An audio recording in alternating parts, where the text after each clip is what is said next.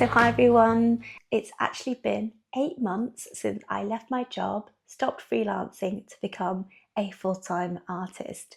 It still feels slightly mad to say that out loud, but it's been an absolute joy. Being an artist is truly the best job in the world, and particularly on days like today where the sun is shining.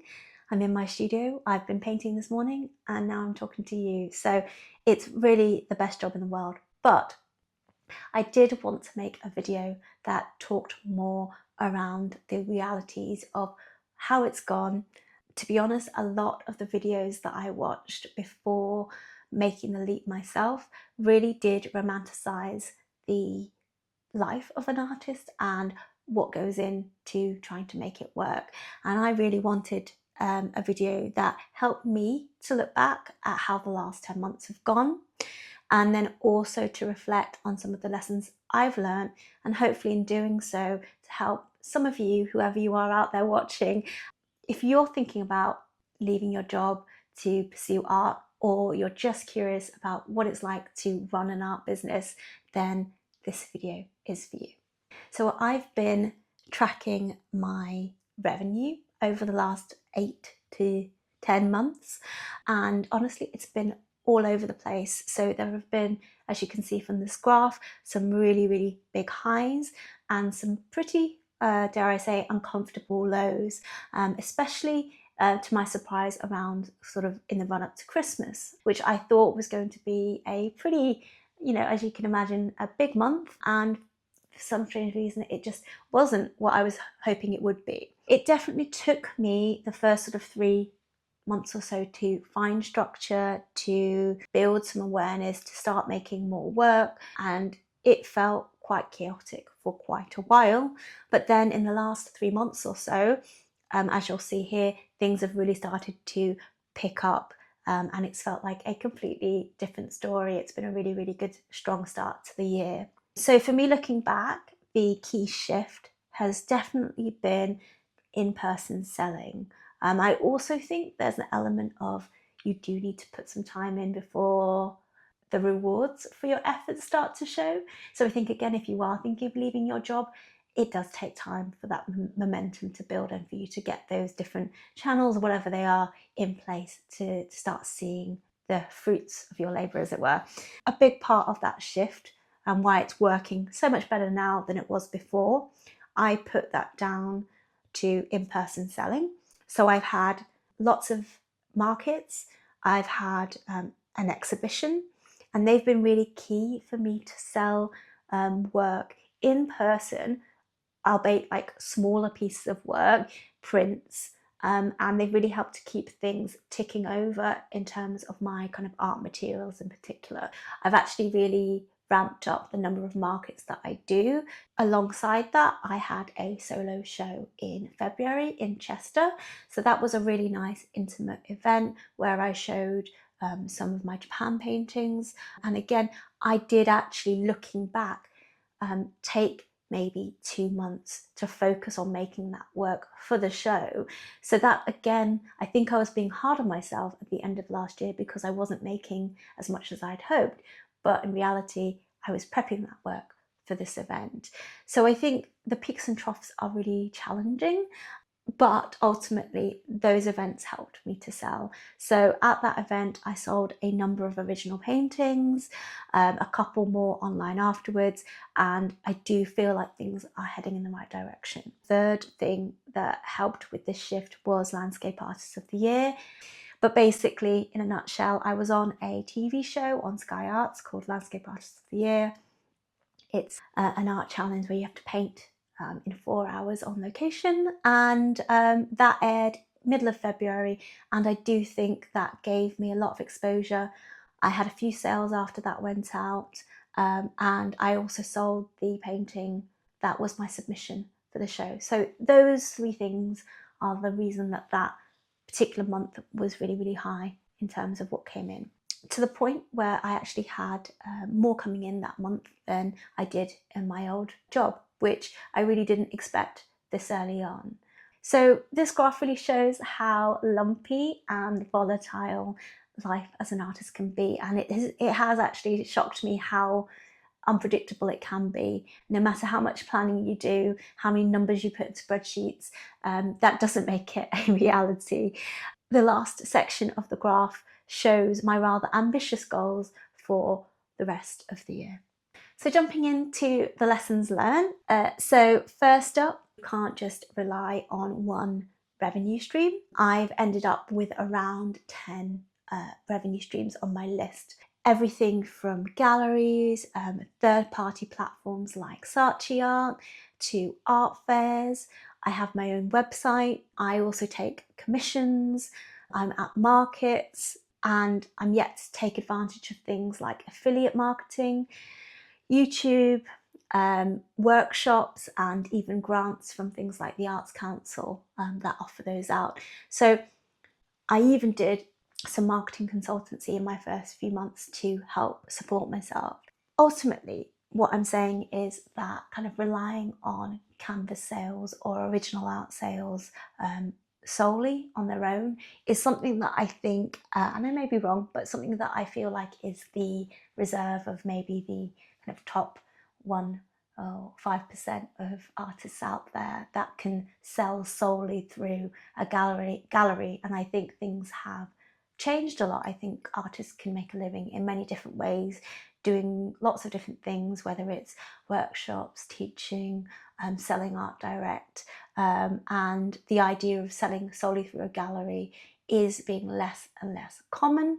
And I also think that a lot of galleries are disappearing overnight. So I would say that it probably isn't the most sensible approach if you're an artist to rely heavily on that, because if they do disappear overnight, then you are left with your one single route to market gone. So you need to find a way, even if it's just marketing yourself alongside it, is still a must, because people need to know who you are and connect with you, so that if that does disappear, you have a way to reach out and connect in another form or another way, and pivot if you need to.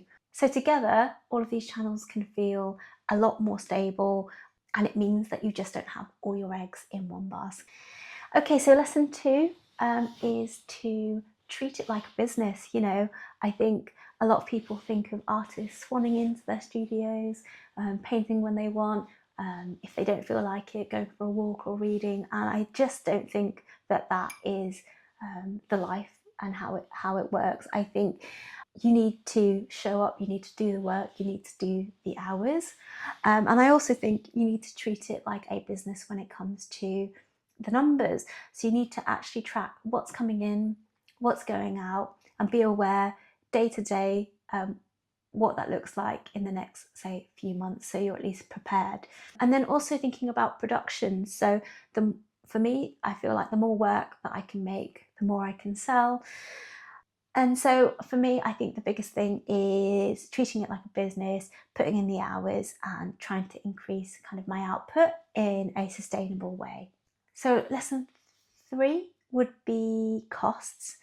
So again, I think this has been a really big learning curve for me. I actually, when I did my initial business plan, I really underestimated the costs involved and the upfront investments that are needed. So a lot of things that I spent money on was, you know, things like my printer. It's £1,000 for a decent G-clay printer. Ongoing costs like ink. I probably spend around £250 to £600 every single month on ink, depending on how much I'm selling. And then there are things like art fairs. So, you know, once you've factored in your booth, framing, travel, hotels, it really adds up. And I think just to be there, it's probably like £2,000 a fair. And if you're in London, say, that is likely to be a lot higher. I've realised that my revenue target should have been a lot higher than it was originally, or at least factored in a lot more of the expenses. So what I would say is, realistically, if you're looking to do the same, is to add maybe a 30 to 40% buffer on top to cover your operating costs. I'm just picking a number randomly out of the air, but say you want to hit 50k a year, you actually probably need to make around 65 to 70k to cover your costs. If your artwork sells for, say, 1k on average per painting, that's 65 sales. And if you're anything like me, you don't sell everything that you make. So say you sell 50% of your paintings, you would need to create around 120 paintings. No matter how quick you are or ambitious you are, I think creating that many paintings in a year would be an achievement for anyone. 7 to 10 paintings a month would be a crazy amount for many artists I know to produce. That brings me back to my point around diversifying. The more that you can spread the pressure, if you like, across more channels, the better. So if you've got things like prints or commissions coming in, so the more passive and the more predictable they are, kind of the better. Because obviously if you're getting a commission, you know that that's guaranteed revenue that's coming in. If you've got prints, you're just making money off the time you've already spent on the painting itself. So if you can bring in extra things like that, that will help balance out what is too much pressure almost on original artwork sales. That is until you're in a position where you can put your prices up. So moving on, I think briefly, I'm just going to touch on a really, really obvious point, which is lesson 4, which is to test and improve. So I'm always looking to improve what I'm doing, whether it's photographing my prints, how I present them, maybe my market stall, and I'm sure once I've done a few art fairs, I'll always look to improve those. But also this comes down to products as well. I recently tried doing a really low cost print bundle of digital prints, which I outsourced. So I did 5 digital prints for £15 and I thought they would fly, and I only sold a handful so far. So I've not even made back what I spent producing those. So that was a mistake, but it was a mistake worth doing because at the same time, I invested in a run of better quality aluminium dye bond prints, which are a higher finish and investment, but the margins are higher and they've been selling really, really well so far.